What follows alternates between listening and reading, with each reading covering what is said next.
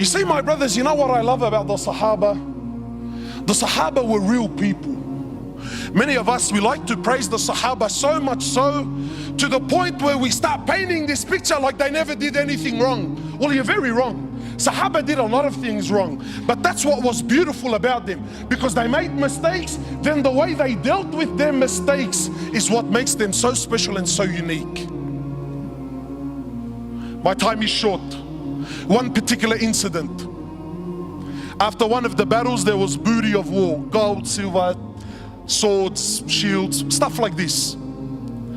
So the Sahaba gathered, there's a lot of it, it's money. So they started sharing their opinions as to how they should distribute this wealth. And please don't listen to the story for the sheer entertainment of it. Live the story, brother. Try to imagine. I'm not sharing with you Walt Disney fairy tales. These are real stories of your fathers. Why? Not to entertain you, but to learn. So the Sahaba, each man gave his opinion. Then Abu Dhar gave his opinion on the matter. For those of you who don't know Abu Dhar is Arab. Yani he makes an Arab feel like he's a non-Arab. You can't be any more Arab than what Abu Dhar was. So Abu Dhar also gave his opinion. Then the next person was Bilal radiallahu ta'ala anhu. Bilal is the muaddin of Rasulullah sallallahu alayhi wasallam. Bilal not only used to be a slave, but an Abyssinian slave, meaning he was black. So as far as society is concerned, talk about being rock bottom. But you see, Islam came to break this. So when Bilal gave his opinion, he says, Abu Dhar, I disagree with you. Allahu A'lam, I think this is what we should do with the wealth. So Abu Dhar, imagine being put on the spot in front of everyone. He says, even you, ya Bilal, even you son of a black woman, even you're going to disagree with me today.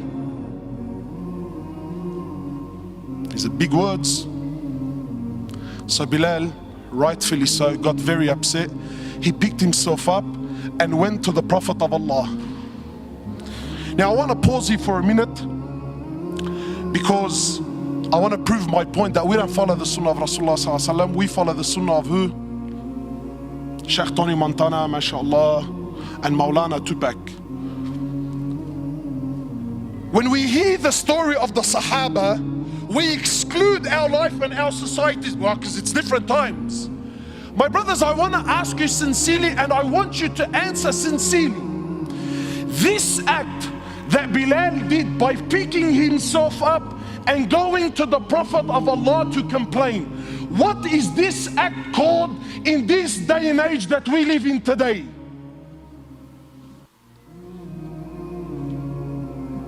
He's a snitch.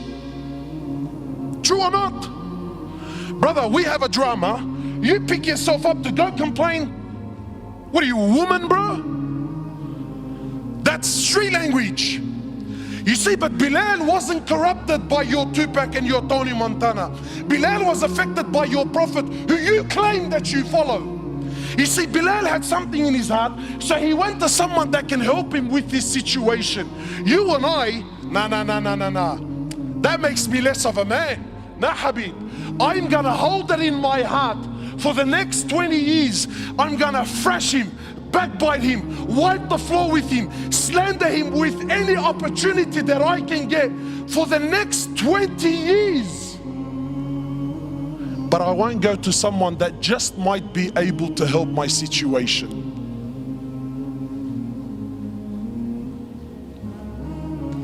So Bilal goes, he tells the Prophet of Allah. The Prophet of Allah became furious. So the Prophet of Allah, he comes, he goes to where Abu Dhar was, and he grabs Abu Dhar he grabs Abu Dhar. Talk about bridging up. This right now was bridging up. And he grabs Abu Dhar and shakes him and says, Abu Dhar, you are a man that still has jahiliyyah in his heart. So what did Abu Dhar do? That little aqday, is that what he said? Eid al-Quran, that's not what I said. Allah, wallahi, I didn't mean it like that, bro. See, let me tell you the difference between a man and a so-called man. A real man is a man when he acknowledges that he really was in the wrong, he admits that he's in the wrong. So Abu Dharr lowers his head. He understands that he hurt his brother. He understands he upset his Prophet. So how did he deal with the situation? Abu Dharr radiallahu ta'ala anhu, after acknowledging that he's in the wrong, he picks himself up. He goes into the streets of Medina looking for Bilal radiallahu ta'ala anhu. Then when he sees and he finds Bilal, he goes to Bilal publicly. Leave this with me, publicly, in front of everyone. He goes to Bilal in front of everyone and gets down on the floor and says to Bilal, Ya Bilal, by Allah, I will not lift my head off the floor until you step on it with your foot. And let it be known right here, right now in Medina, which one of us today is the honored and which one of us today, Ya Bilal, is the dishonored one. Come on, man. How come I haven't heard this story before, bro? So what did Bilal do? He's vulnerable. He's on the floor. He acknowledged, I told you, bro. I told you I was in the right. What did he do? Wallahi, an opportunity that most of us would love to have with those that hurt us. You see, real forgiveness is to forgive from your heart sincerely, whether you can do something about it or you can't. You see, this topic is not as juicy as what you first thought, eh? Why? Because it's hard on the nafs. Because this is real deen. This is real deen. So what did Bilal do? Bilal gets down on his hands and knees. He kisses Abu Dharr on the forehead. He says, Abu Dharr, are you serious? I forgive you for the sake of Allah. Done, finished, dusted, never to be spoken about again. Not drag it on for 10, 15 years.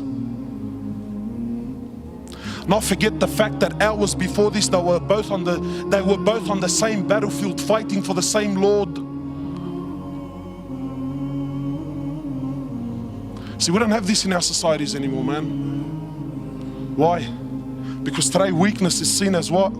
Forgiveness is seen as what? But that's weakness, brother. La Habib. That's a real man.